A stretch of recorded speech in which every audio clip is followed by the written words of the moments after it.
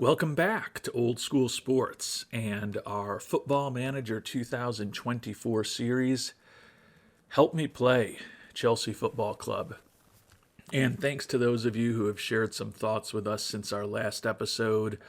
Really got some good tips as far as what we should do with training. And based on the feedback that I've gotten, I'm just kind of ignoring the day-to-day complaints about too high training loads, and I'll wait and see if things get more serious, if players come to me one-on-one, and or if our staff provides me with very specific recommendations about what we're doing wrong. Then perhaps I'll tweak some things there. Otherwise, going to view it as a bit more noise than perhaps I have been. And also appreciate the thoughts that several of you have shared with me on scouting and recruitment focuses.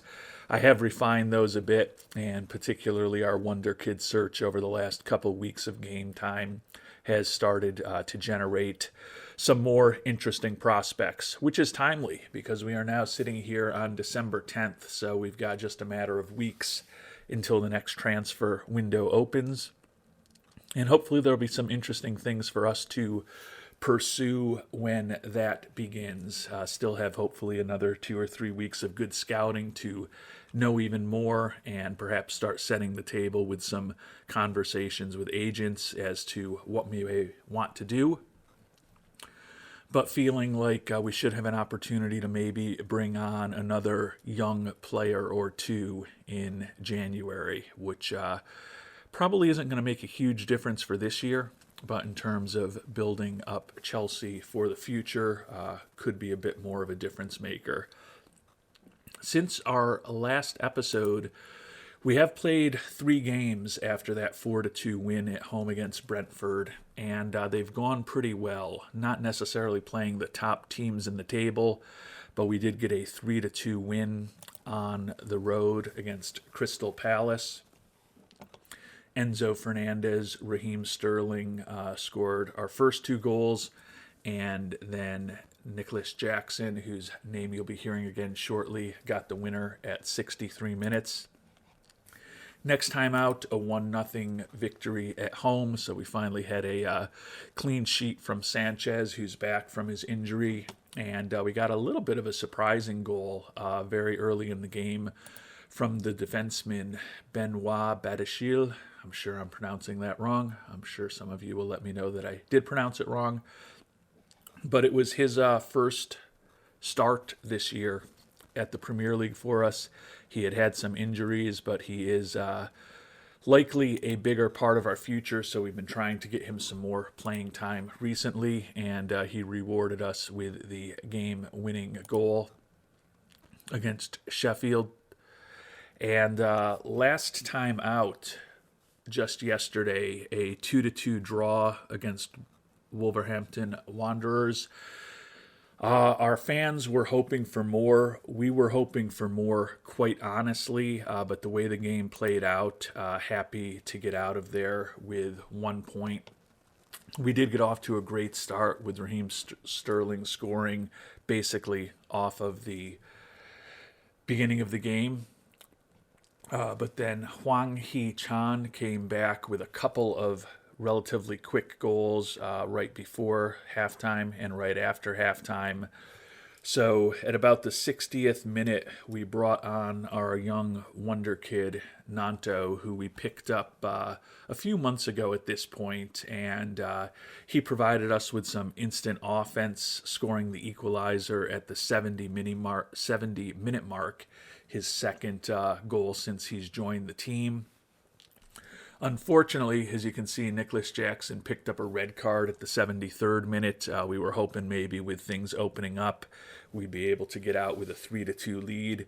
But once we were down a man, we went to a much more conservative stance as far as our offense, and felt that being down a man, if we were able to still get out of the game with 1 point, that would be better than the potential alternative. You can see pretty dominant in terms of time of possession and expected goals. So from that perspective, a 2-2 draw is not optimal, but given the circumstances of the game, we'll take that result. So 2 wins and a draw in our last 3 games. I know some of you want to see the league table a little more fulsomely, so we'll see where we stand here as we're in the early stages of a very busy month of December, where we're going to have multiple games in a week, multiple times, and we stand 6th in the table right now with 29 points. Liverpool, Man City, and Arsenal kind of pulling away from the pack in the Premier League, and then there are a fair number of teams, including us, concentrated and clustered in 4th through 7th, and then a pretty good break down to Manchester United in 8th at this point.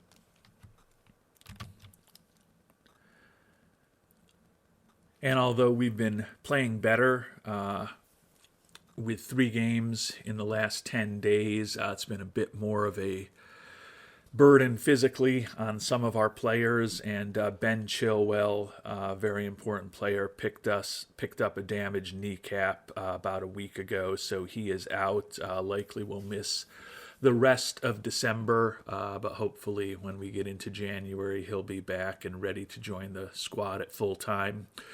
We've also been doing a little more activity, moving players on and off of the roster and in and out of the starting lineup to try to keep people as fresh overall and as fit overall when they're playing.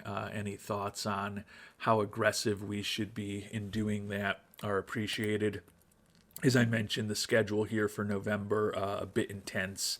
We've got a bit of a break now with games each of the next 2 Saturdays, but then after that, when we get into the holidays, a big finish to the month with a game on Saturday, Tuesday, and then again on Friday. So we'll want to make sure that we're as fresh as possible for those, including the big match to finish off the year on the road in London at Arsenal.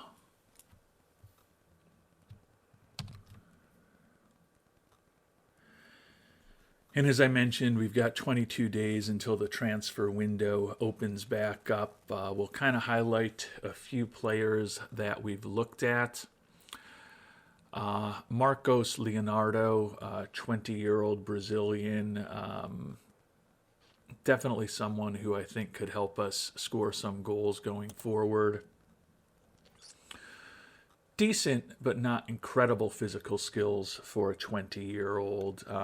Like that he's got a lot of composure, pretty good finishing, decent first touch, decent at heading. Still a guy that we think has a fair amount of room to grow. You can see with his upside potential, we could see him being one of the better strikers on our team if everything goes well, and certainly having him in Nanto 3 or 4 years from now may be a pretty good path, although we're very pleased despite that recent red card with the production we've gotten out of Nicholas Jackson this year, who leads the team with 6 goals in 13 Premier League appearances.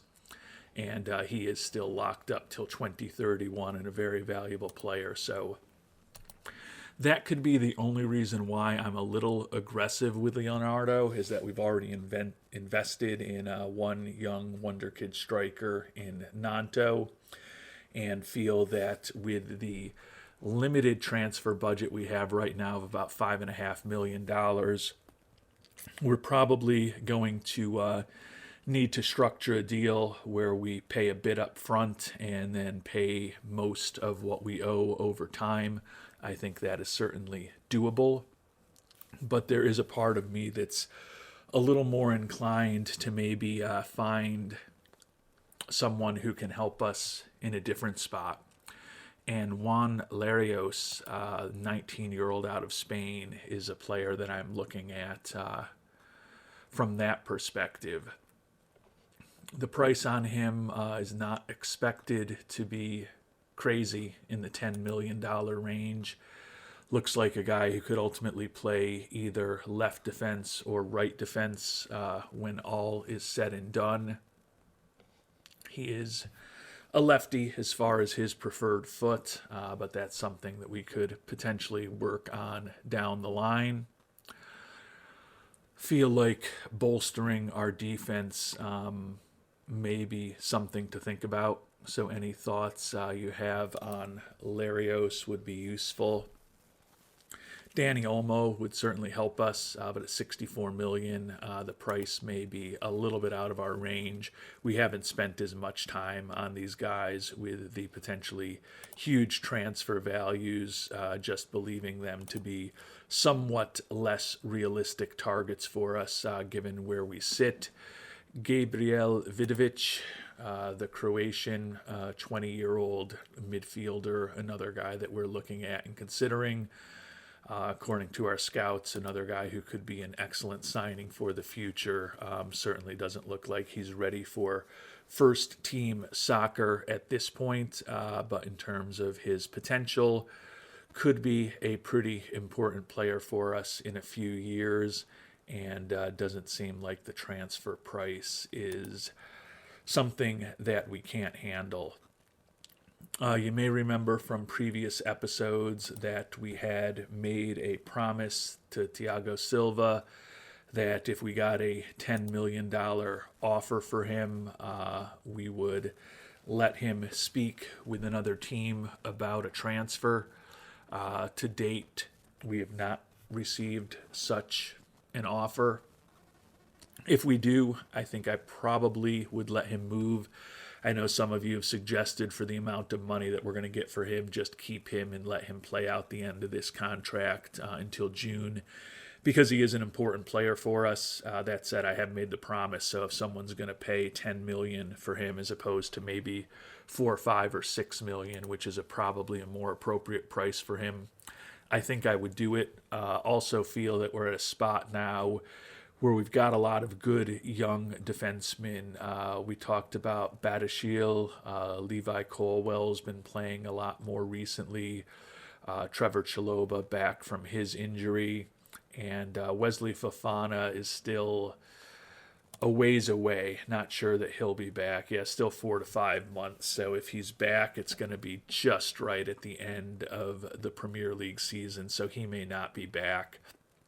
But feel that we've got a lot of pretty interesting defenders in their early to mid-20s. We haven't even talked about Chilwell, who's coming off the injury, Malo Gusto, Reece James, Mark Cucurella, all of whom have had some time for us this year. And then honestly, one of the guys that we're most excited about is Ishe Samuel-Smith, the 17-year-old. Hasn't had any Premier League action this year, but think that he could be a pretty useful player in the future for us as well, with a pretty high ceiling, we think. So if someone does offer us $10 million for Silva, we'll keep the promise to him and let him go. Otherwise, I think my thought with him at 39 years old is probably let him play out this year and then let him leave on a free. If we're going to be bringing in maybe a player or two here in this upcoming January transfer window, and then hopefully we'll be able to be significantly more active next summer. The fact that we'll be getting his contract off the books will give us a little more flexibility to pay some more money to some young up-and-comers, or perhaps also bring on a player who can be a bit more of a difference maker for us. Goalkeeper is still a position that we're thinking about. Sanchez, when he's been healthy, has actually done a pretty solid job for us this year. And we've made an offer to Lucas Bergstrom, who we think could be part of our future. He still has not accepted it yet. I think the reason why, and those of you who are more familiar with the game than me can probably clarify this for me, but we gave him a new contract as of this upcoming June, but we didn't give him the raise immediately and have the contract kick in. So I think that's why it said he's provisionally agreed to it. I don't know if there's still a way for him to get out of it. I'm guessing in football there probably is. But I think my thought is Sanchez and Bergstrom are probably the only two goalies who will definitely be back with us next year. Could look to move on from Petrovic. We've got him signed to 2030, but I think it's conceivable that we could potentially sell him in the summer transfer window, generate a little bit of cash to use, and also take some money off the books. And then Bettinelli and Jamie Cumming, I don't think either of those players is a big part of our future. So I would not mind if when we get to next July and August, we've got another veteran to maybe compete with Sanchez and possibly Bergstrom to be our number one goaltender. And also if we've got a young, high potential goalkeeper in the Chelsea organization. If there's other things that you think I should be thinking about as far as the upcoming transfer window and then the more significant, I guess, transfer window next summer, would love to hear thoughts on it. But right now, that's kind of how we're thinking. We won't be getting to that type of action in this episode, but in our next episode, hopefully we'll be able to integrate even more thoughts on perhaps which directions we should go that you will hopefully share with me in preparation for when that upcoming transfer window is finally opened.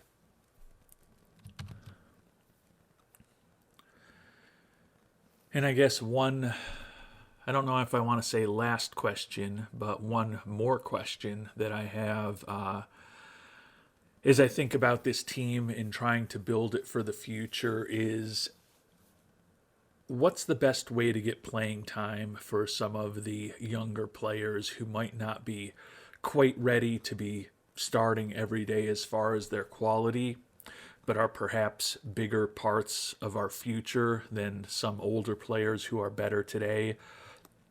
Guys who I'm thinking of as potential examples include Cole Palmer. And you can see we've gotten him into 9 games this season, but only 2 of them have been starts. Another example would be Mikhailo Mudryk. 9 games for him as well. 4 of them is starts. And he's honestly had one of the higher average ratings, I think perhaps the highest average rating of anyone on our team. But with some of these younger guys, if I just get them action, say 60-70% of games, is that enough? Is it critical that they be starting? Or if they come on and they get 30 minutes of playing time in the second half, 2 or 3 times a month along with 1 start, is that kind of sufficient, particularly if I sometimes make the younger guys available for our under 21s as well? Just thought on how to kind of divide up the playing time and ensure that the guys in their late teens and early 20s are getting enough action. Nanto is certainly another one who fits the bill there. We've actually gotten him into 12 games, but only 3 of them have been starts. Is that sufficient for a 20-year-old wonder kid to kind of keep him developing the way that we want? Or do I really need to ensure that these players are starting almost every game and being out there for either the full 90 minutes or at least 60 plus minutes more often than not? Any thoughts on the amount of playing time in the Premier League that's recommended for younger players? And clearly I could just bench all of the more experienced players who are older, like Raheem Sterling and Thiago Silva, even to some extent some of the guys who are only in their mid-20s, like Reece James, Ben Chilwell when he's back and healthy, Axel Disasi. But I want to kind of balance between being competitive on the pitch during this season, but also maximizing the potential development of the younger guys. So thoughts on that topic are appreciated as well. And as we get into the final week of this episode, which will finish with our next match home against Tottenham, Zidane has been hired by Man U as their new coach. A couple of our younger players banged up. These are also guys who I'm struggling with the playing time. Romeo Lavia, you can see he's played in 11 matches, but only started 4 of them. He's ill. We'll try to treat him at the club. Hopefully he will be ready for action this coming weekend. And then Chukwuemeka, 20-year-old midfielder. He's a guy who had some injury issues, but you can see he's only played in 2 games, come off the bench in both of them, and hasn't even really played enough time to get an average rating. Probably not as high-end a prospect as some of the other guys that we've talked about, but another guy that I would like to ensure does get the playing time he needs to develop to the extent that we can give it to him. And not that it will necessarily solve our problems for the near to medium term, but we just got our youth intake preview for this year. Expected to have an excellent youth intake, and at least one of our goalkeepers looks like a great prospect, and that's really the area that, according to the initial assessment, really stands out as far as some of the youth that we may see this year. So hoping that goaltender ends up being someone that maybe we can build around for the future. Nanto has been improving a lot since he joined us. We mentioned he scored those couple goals, including the big equalizer in our last match. He's small in terms of his height, which impacts his jumping reach and how good he is in the air. He also does have that bit of a competitive streak. He got a red card in one of his first matches in the season with us, but still think that he could potentially be a big impact player for us, and he's already valued at a multiple of what we had acquired him for just a few months back.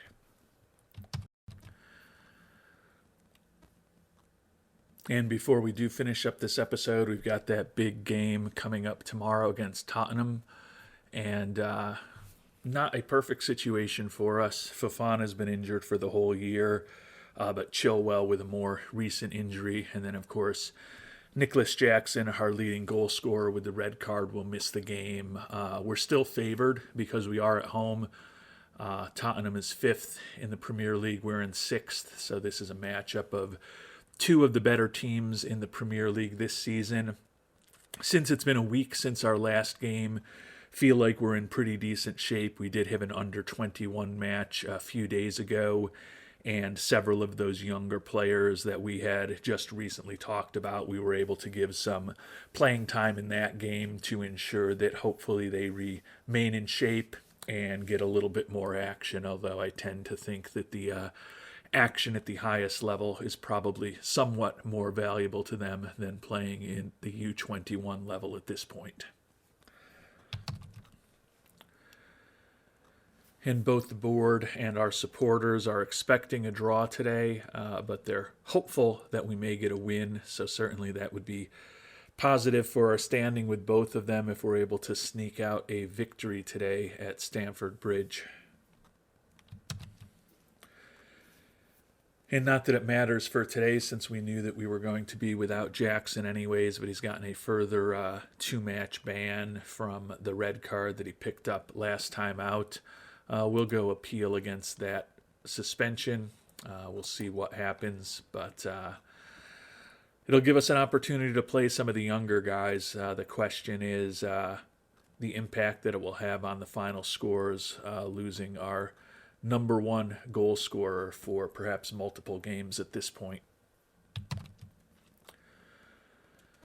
And as we get ready for the matchup, I guess it's fair for me to note that although I've been talking about Nicholas Jackson as our top goal scorer with 6 goals, he is actually tied with Raheem Sterling, who also has 6 for us this year.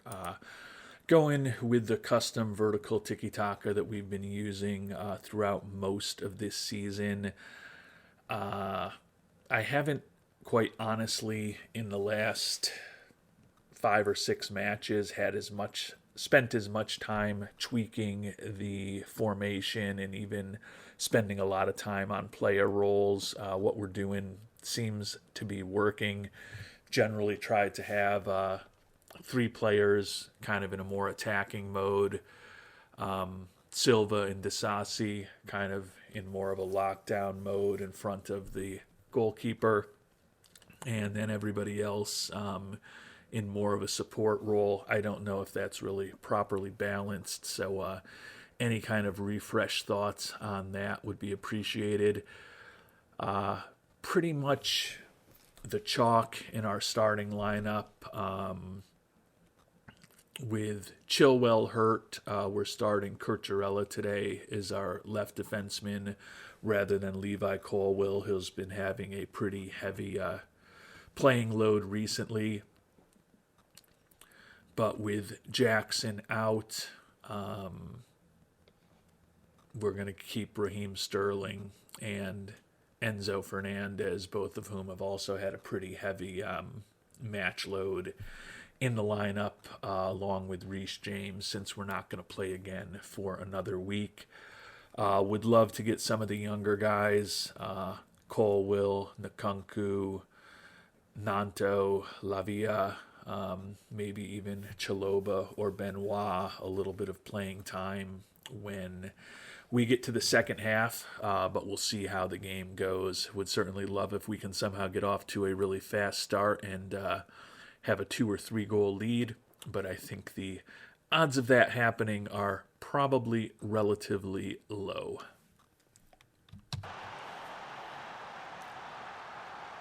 And we did just get the first goal of the game. Some nice back and forth here with Broha and Raheem Sterling. You can see Broha to Sterling and then Sterling back to Broha, and Broha, the young striker, starting today with Jackson gone and wanting to give Nanto a little bit of a break, gets us off to an early lead. You can see we've been pretty dominant in terms of the number of shots on goal, although possession is pretty even at this point, looking near the end of the first half.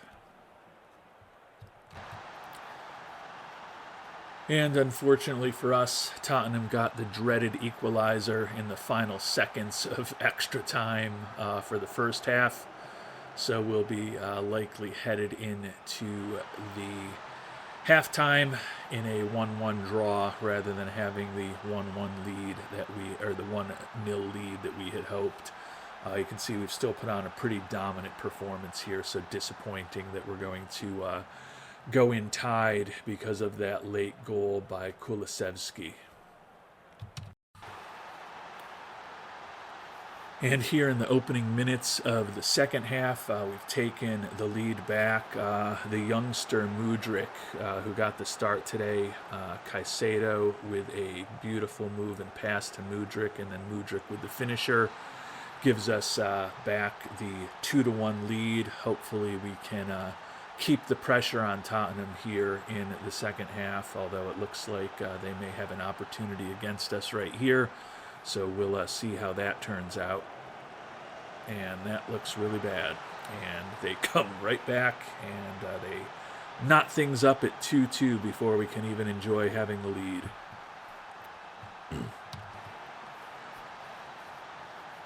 And there's been a lot of action in this one, heading closer to the 60th minute. Big goal for the youngster Moises Caicedo. You can see Reece James with a nice pass to Caicedo, and then he puts it in the corner there. And Caicedo with his first ever goal for the Blues. And we're going to make a number of substitutions here at the 65th minute, and we're also going to go into a more balanced strategy rather than the positive tilt that we've had through the first 65 minutes with the 3-2 lead. A number of changes. We're going to be taking off Rhys Davis, Marc Cucurella, Moises Caicedo, who just scored the big goal for us, and also Mudryk, getting some fresher players on for the 4 of them. And we'll see if we can get this last half an hour or so of game time and hopefully get out of this with the result intact. And it ended up being an excellent performance by Chelsea today at home. You can see even after we scored that final goal, the winner by Caicedo, we put a lot of pressure on Tottenham. 21 shots, 6 on target. The 3-2 victory was closer than it should have been. Time of possession was relatively pretty even. But when all was said and done, to be able to get a win at home in a game that realistically, a tie was a reasonable outcome, is a really nice performance from Chelsea today, and very pleased with the way that we are going to finish off this episode. The team's been in pretty good form of late. Thanks in no small part to the advice and support and suggestions many of you have been sharing with us through the course of this series. So thank you again for that. And as we come out of the match, unfortunately, the young striker Armando Broja twisted his ankle in extra time right near the end of the game. We're going to send him right to the physio, keep him out for 3 to 4 weeks. Hopefully the Jackson suspension won't be too much longer, and we didn't even play Nanto in this game, so feel like we've got enough depth there to get us through the next few games. So we're going to hopefully avoid a longer term issue by using the injections and leave it to the physio, so he will be out for the next several games. Mudryk closing in on 30 appearances, so we'll be having to pay more on him going forward, but as we talked about, he's been one of our better players in terms of his match ratings this year, and think he's a big part of our future. And 7 in a row unbeaten at this point. Hasn't always been pretty, and there haven't necessarily been a ton of truly dominant wins, but we are going to take that performance, and as we finish up the episode, take a look at the Premier League standings. And we are still 6th in the table, close the gap with the victory on Newcastle and Tottenham. So feeling pretty good about where the team sits at this point in the top 7. And we'll find out how the rest of the month of December goes, as well as probably get into perhaps the beginning of the transfer window in our next episode. So if you have any thoughts on some of those players I shared, or what our approach should be with a relatively modest budget of just $5.5 million at this point, always helpful for me to hear what you're thinking and how to play this game better. Until our next episode, thanks so much for watching, and hope you have a great day.